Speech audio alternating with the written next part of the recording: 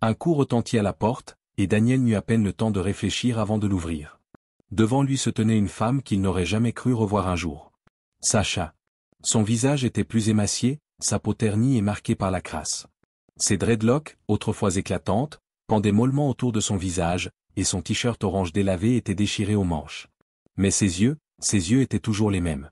Ceux qui avaient hanté Daniel pendant cette longue année.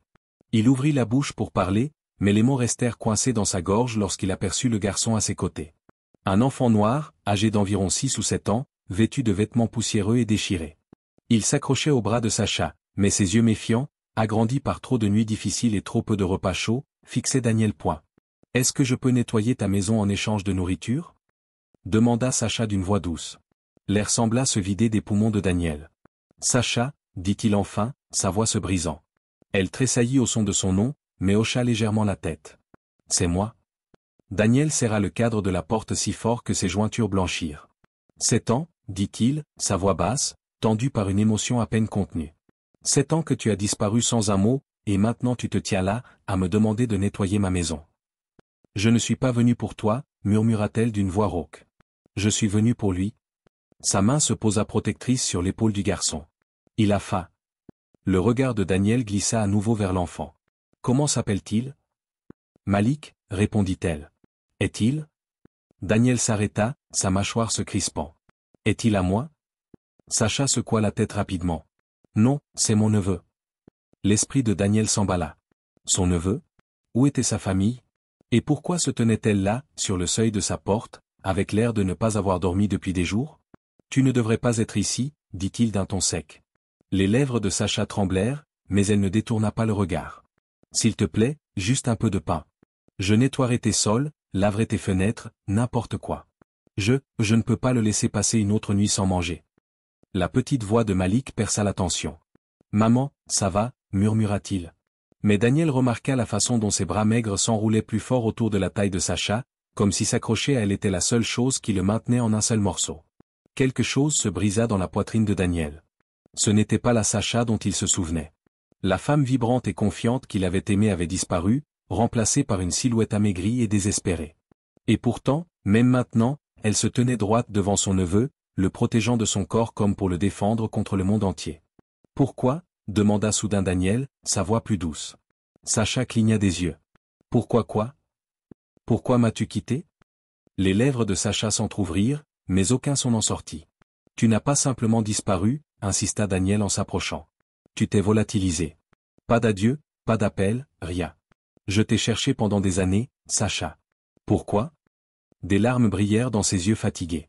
Je ne suis pas parti parce que je le voulais, dit-elle doucement. Alors pourquoi?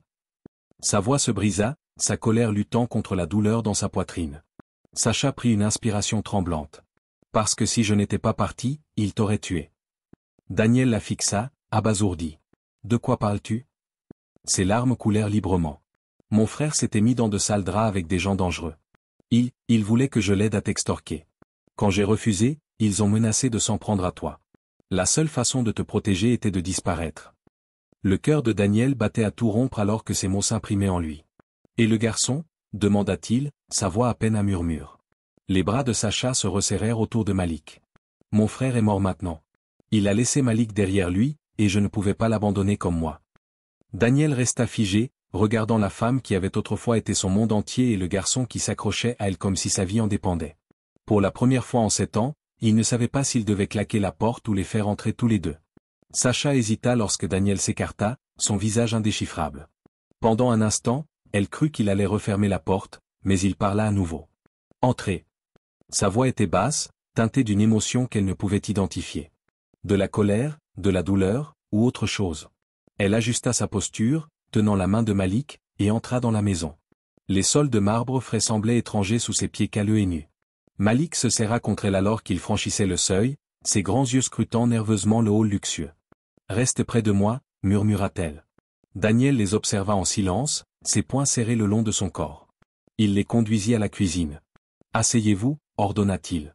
Sacha hésita mais installa doucement Malik sur une chaise avant de s'asseoir elle-même. Le garçon semblait épuisé, sa petite poitrine se soulevant à chaque respiration. Daniel ouvrit le réfrigérateur et en sortit du pain, du fromage et des fruits. Sans un mot, il posa une assiette devant Malik. « Mange, dit-il doucement. » Les mains du garçon tremblaient alors qu'il saisissait un morceau de pain, ses yeux se tournant vers Sacha pour obtenir sa permission. « Ça va, murmura-t-elle. Malik prit une bouchée prudente, et bientôt, il dévorait la nourriture comme s'il n'avait pas mangé depuis des jours. Le regard de Daniel revint sur Sacha. « Maintenant, parle, dit-il froidement. Je vous ai laissé entrer. Tu me dois la vérité. » Sacha déglutit difficilement, ses yeux fixés sur Malik, comme si la présence du garçon lui donnait du courage. « Après t'avoir quitté, ils m'ont gardé sous surveillance, commença-t-elle. Mon frère était endetté auprès de gens dangereux. Il pensait pouvoir m'utiliser pour t'atteindre, Daniel. Il voulait t'extorquer. » La mâchoire de Daniel se crispa.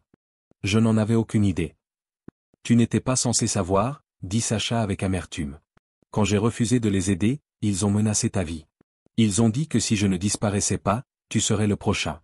Je pensais que partir était le seul moyen de te protéger. » Pendant un long moment, Daniel ne dit rien. « Tu aurais pu venir me voir, » dit-il enfin, sa voix tremblante. « On aurait pu les affronter ensemble. » Les yeux de Sacha scintillèrent de larmes. « Ce n'étaient pas des gens qu'on affronte, Daniel.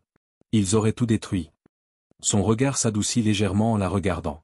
Pas la femme dont il se souvenait, mais celle qui se tenait devant lui maintenant. Et le garçon ? Sacha passa une main sur les cheveux en désordre de Malik. « C'est mon neveu. Mon frère, il n'a pas survécu. Malik n'avait plus personne. Quand je l'ai trouvé, il se cachait dans une maison abandonnée, terrifié et affamé. Je ne pouvais pas l'abandonner. » La petite main de Malik serra la sienne, comme s'il craignait qu'elle ne le lâche. Daniel laissa échapper un souffle tremblant, passant une main sur son visage. « Tout ce temps, murmura-t-il. Tu me protégeais, et moi, je te haïssais pour ça. » Des larmes coulèrent sur les joues de Sacha. « Je me haïssais aussi, murmura-t-elle. » Un long silence s'installa dans la pièce, seulement brisé par le bruit de Malik qui mangeait. Enfin, Daniel parla. « Tu n'as plus à fuir. » Sacha releva la tête brusquement. « Que veux-tu dire ? » « Je veux dire, restez ici, tous les deux. Vous ne dormirez plus dans la rue. » Les lèvres de Sacha tremblèrent. « Daniel, je ne peux pas te demander ça. Tu n'as rien demandé. C'est moi qui propose. » Malik leva les yeux vers Daniel, ses yeux grands et prudents. « Vous allez nous renvoyer ? » demanda le garçon doucement. Daniel s'accroupit à sa hauteur. « Non, » dit-il gentiment. « Personne ne vous renverra nulle part. » Les yeux de Malik s'emplirent de larmes alors qu'il jetait ses bras autour du cou de Sacha. Daniel se releva, sa voix plus ferme. « Tu as tout abandonné pour me protéger, Sacha. C'est à mon tour de vous protéger. » Cette nuit-là, alors que Sacha bordait Malik dans un lit chaud pour la première fois depuis des semaines, Daniel se tenait silencieusement dans l'embrasure de la porte. « Tu m'as sauvé une fois, » dit-il doucement. « Laisse-moi vous sauver cette fois. » Les yeux de Sacha se remplirent de larmes alors qu'elle murmurait en retour, « Tu l'as déjà fait. » Le lendemain matin, Daniel passa un coup de fil. « Trouvez qui reste parmi ceux qui lui ont fait du mal, » dit-il froidement. « Je veux qu'ils disparaissent. » En raccrochant, il jeta un regard à la petite famille dormant paisiblement dans sa chambre d'amis et jura en silence. « Cette fois, personne ne me l'enlèvera. »